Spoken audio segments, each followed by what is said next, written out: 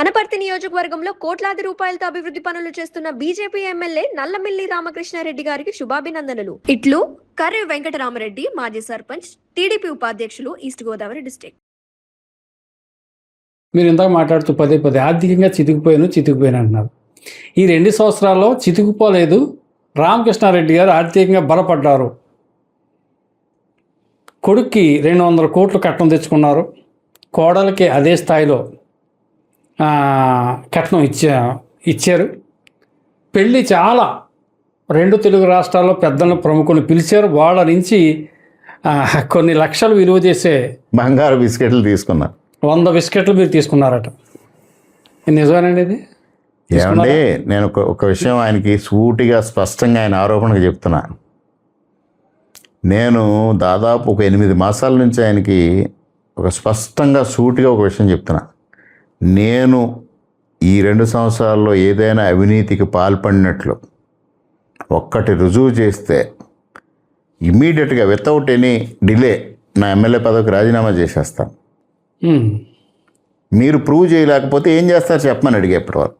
ఏమన్నాడండి?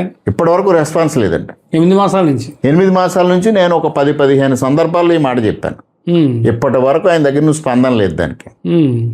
జన్మభూమి express halt రోజు బహిరంగ సభలో కూడా నేను ఆయన ఇంటి ఎదురుగానే జరిగింది బహిరంగ సభ.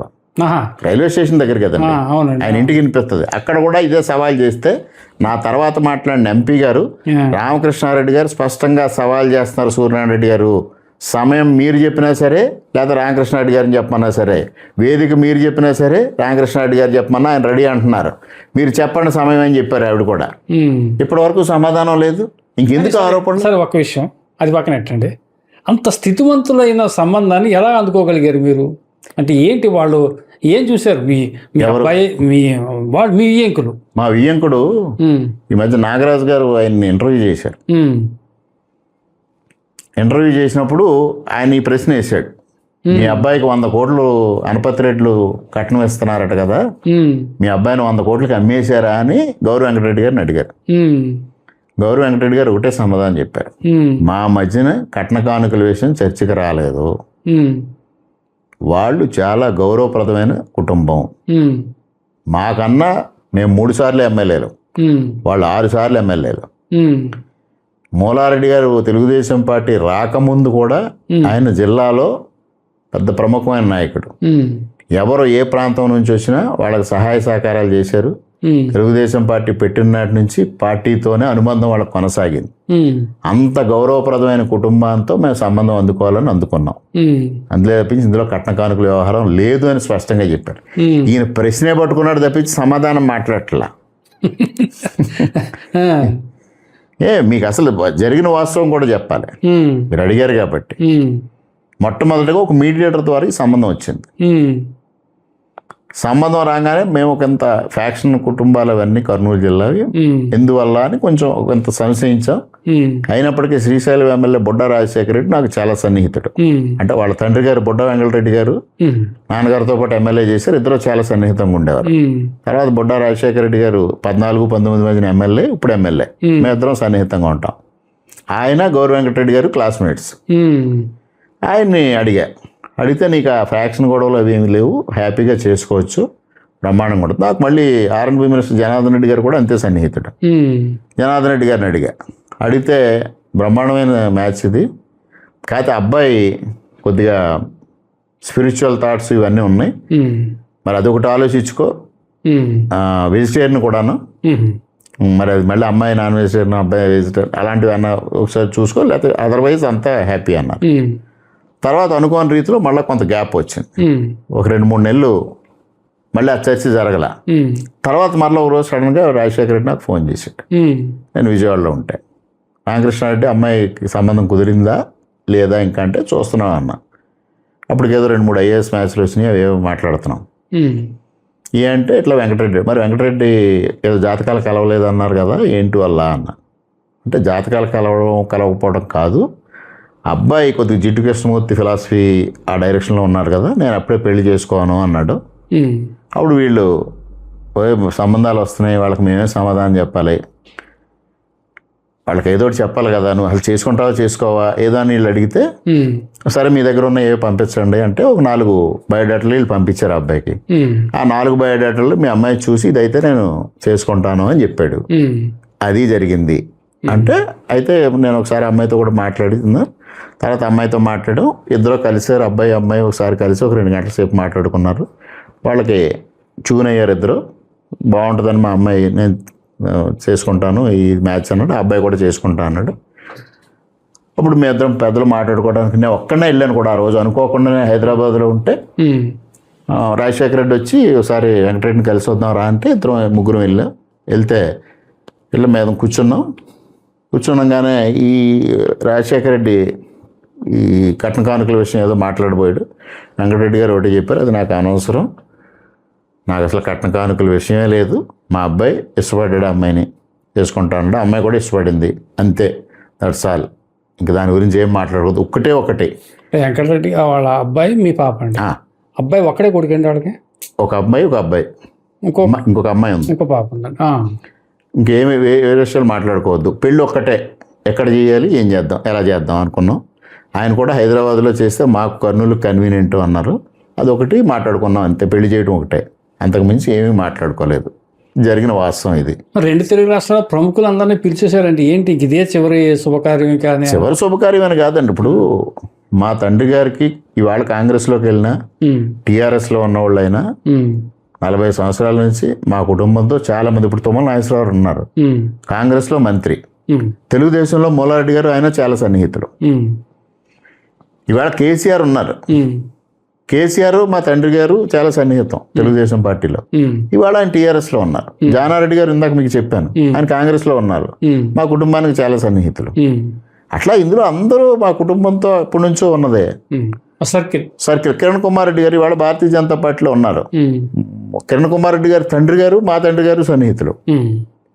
అట్లా అందరికీ ఇచ్చాం అంతే, దాంట్లో పెద్ద విశేషం ఏముందండి. గ్రాసిం సంస్థ క్యాన్సర్ వ్యాధి వస్తుందని చెప్పేసి మీరు అసెంబ్లీలో కూడా ప్రస్తావించారు. మళ్ళీ ఆ ఉద్యమాన్ని మరుగున పెట్టేశారా? సంస్థతో మీకు ఏదైనా ఇంటర్నల్ ఒప్పందం ఏమైనా అయ్యిందా? దాన్ని మరుగున పెట్టడం జరగలేదు. పొల్యూషన్ కంట్రోల్ బోర్డు నీరీకి అప్పగించింది, దాని మీద స్టడీ. నీరీ వాళ్ళు కనీసం 8 మాసాలు తీసుకుంటారు దానికి స్టడీకి. అంటే ఫస్ట్ ఒక స్టడీ చేస్తారు, ఒక 1 మంత్ ఫైండింగ్స్ వచ్చిన తర్వాత ఆ ఫైండింగ్స్ ఆధారంగా మరలా దానిపైన ఫర్దర్ స్టడీ ఎట్లా చేయాలో వాళ్ళు నిర్ణయం చేసి మళ్ళీ ఇంకో ఫర్దర్ స్టడీ చేస్తారు. అట్లాగా 6 స్టడీస్ చేస్తారు వాళ్ళు. ఆ ప్రాసెస్ జరుగుతుంది.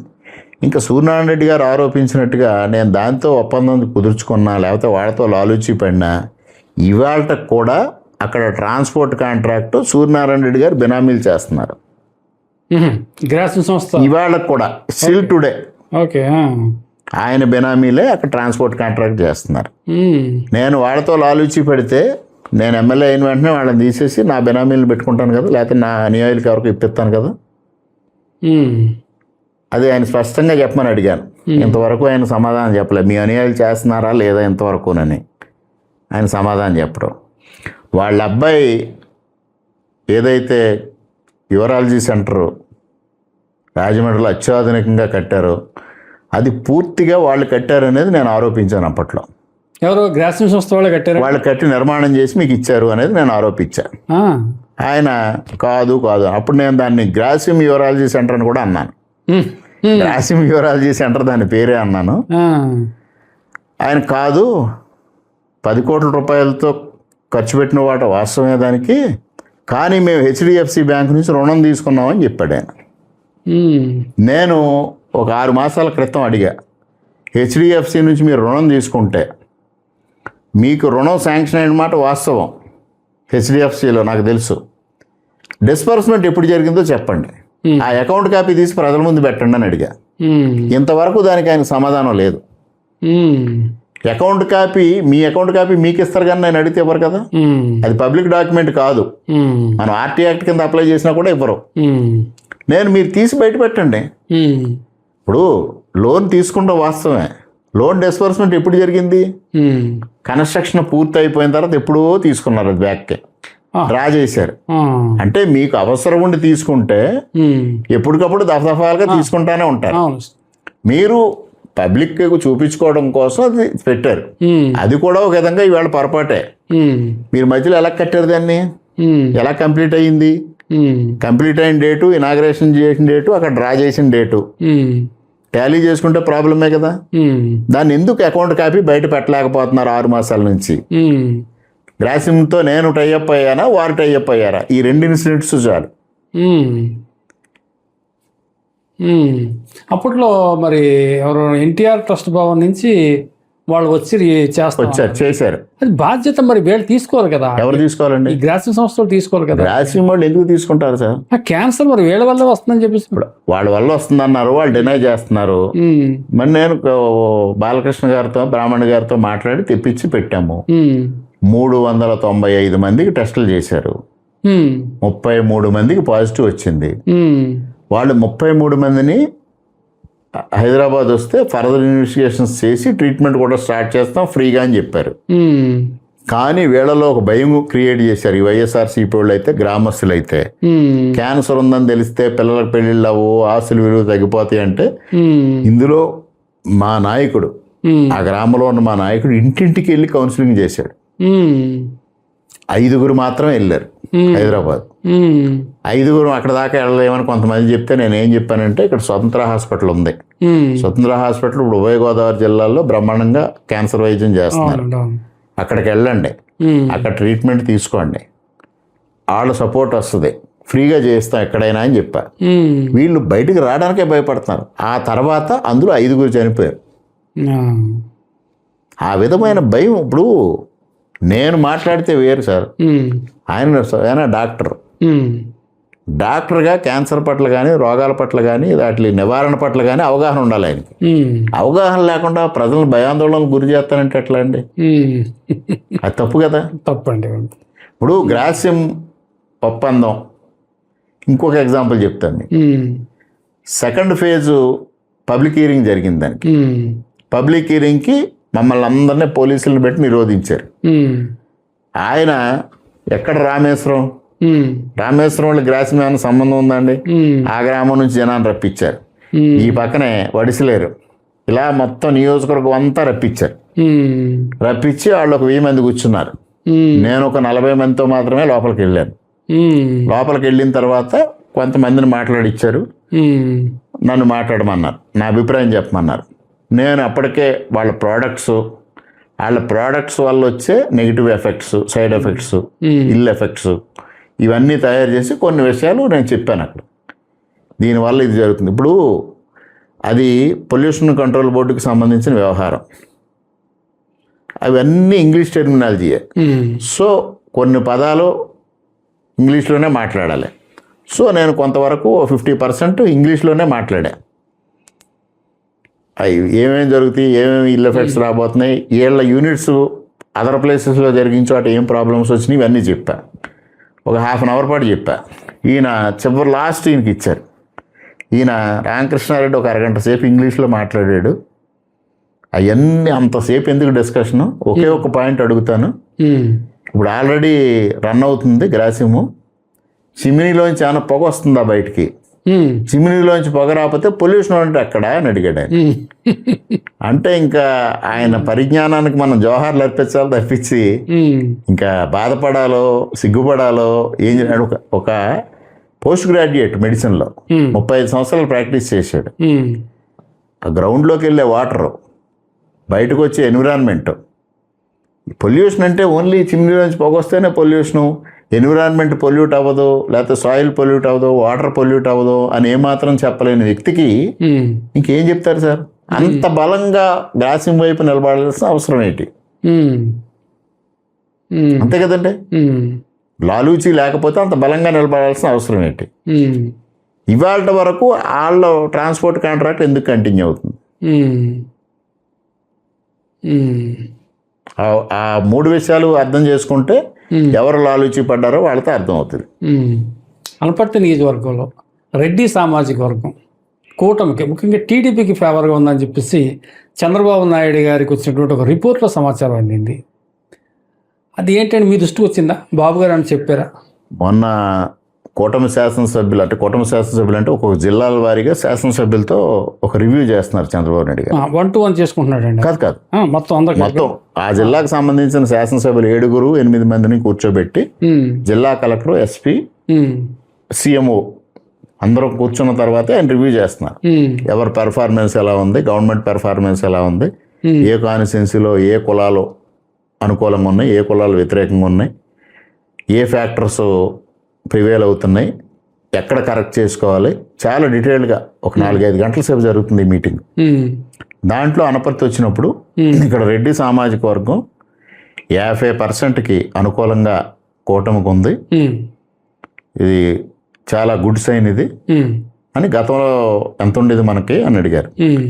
గతంలో మనం ఓడిపోయినప్పుడు 30% ఉండేదండి, గెలిచినప్పుడు 40% ఉండేదండి, అంతకు మించి ఎప్పుడు మనకు రాలేదు అని. అంటే 50%కి వచ్చిందంటే చాలా గుడ్ సైన్ ఇది, నీ ఎఫర్ట్స్ బాగున్నట్టే అర్థం అన్నారు. అప్పుడు జోగేశ్వరరావు మండపేట నియోజకవర్గంలో రెడ్లు ఎలా ఉన్నారో చెప్పండి అన్నారు.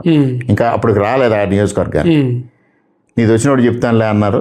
తర్వాత రాజమండ్రి రివ్యూకి వచ్చినప్పుడు రాజమండ్రిలో రెడ్లు నెగిటివ్గానే ఉన్నారు అన్నారు. అంటే నేను అన్నాను, రాజమండ్రిలో రెడ్డిస్ అందరూ అనపర్తి ప్రాంతం నుంచి మైగ్రేట్ అయిన వాళ్ళే సార్, అక్కడ కొత్తగా వచ్చిన వాళ్ళు లేరు, ఇక్కడ నుంచి మైగ్రేట్ అయ్యి వ్యాపారాల కోసం వెళ్ళిన వాళ్ళే అన్నా. మండపేట వచ్చినప్పుడు మండపేటలో కూడా నెగిటివ్గా ఉన్నారు. అంటే యాంటీ కూటమి ఓకే, ప్రో వైసీపీ ఉన్నారు. ఇక్కడ ఒక చోటే ఇది కనిపించింది. అప్పుడు నేను ఆయనకు ఒక విషయం చెప్పాను, సార్ ఇది జన్మభూమి హాల్ట్ ఒకటి మా ప్రాంతంలో రెడ్లే కాదు అన్ని కులాలలో కోరుకున్నారు, కానీ రెడ్లు బలంగా కోరుకున్నారు జన్మభూమి హాల్ట్ కావాలి, అనపర్తి స్టేషన్లో ఆగాలి.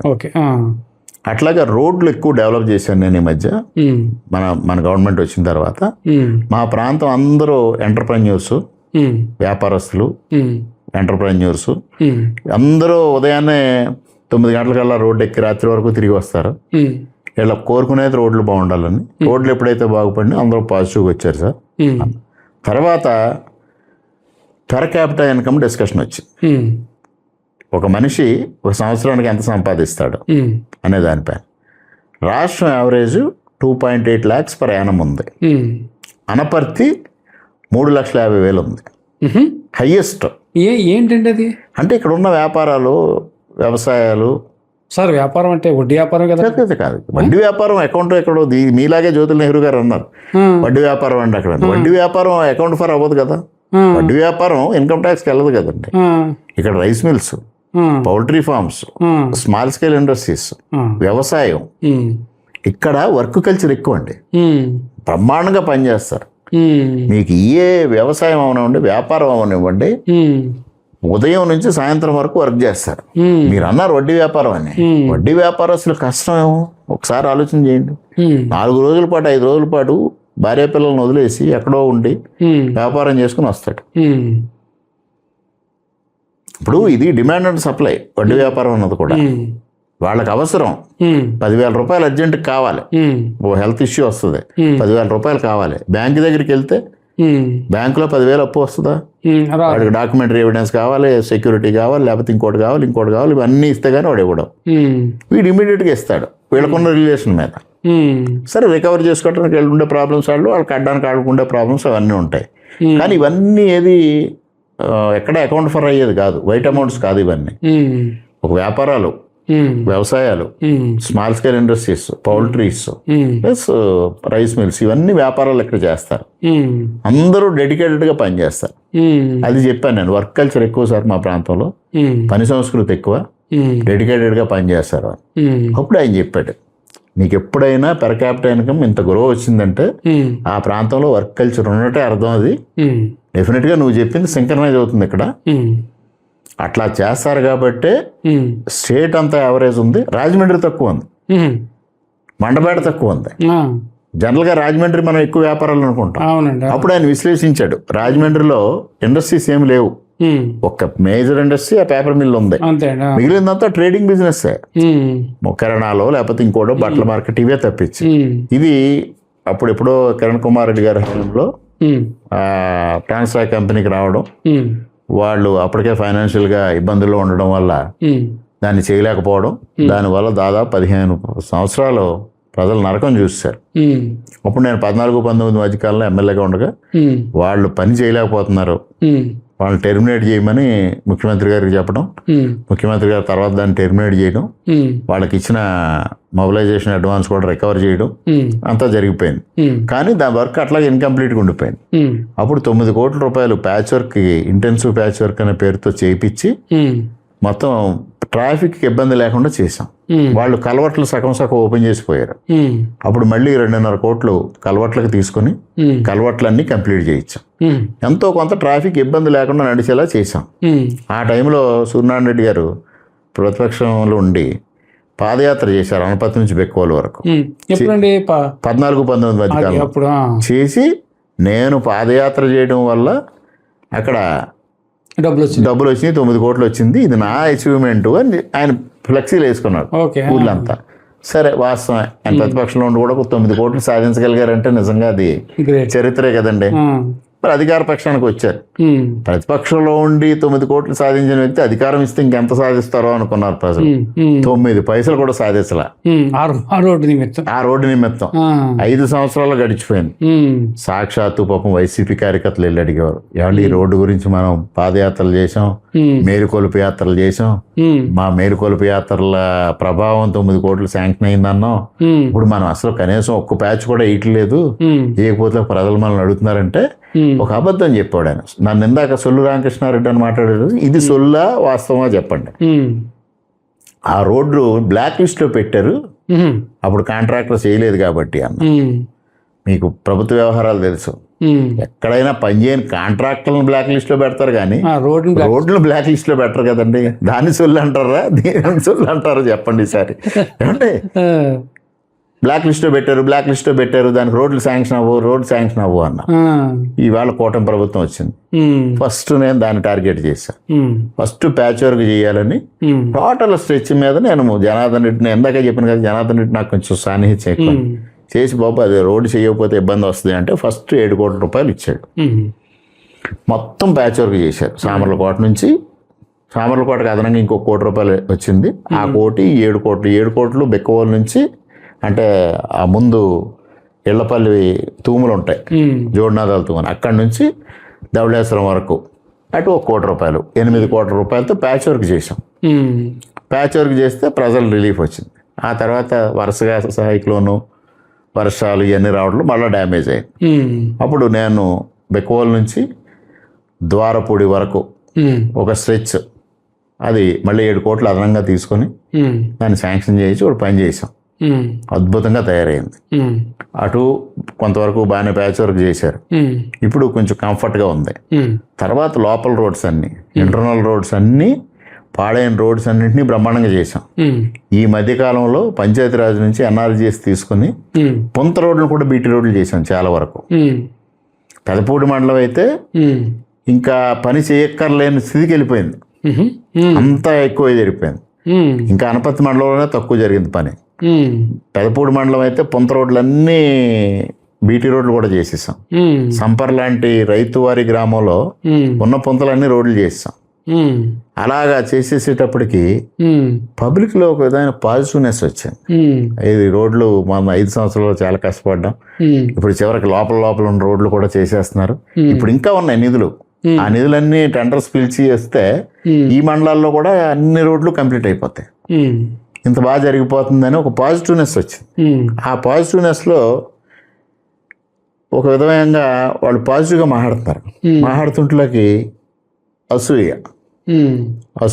ఆ అసూయ తట్టుకోలేని పరిస్థితుల్లో ఈ వీడియోలన్నీ సోలో వీడియోలు రిలీజ్ అవుతుంది.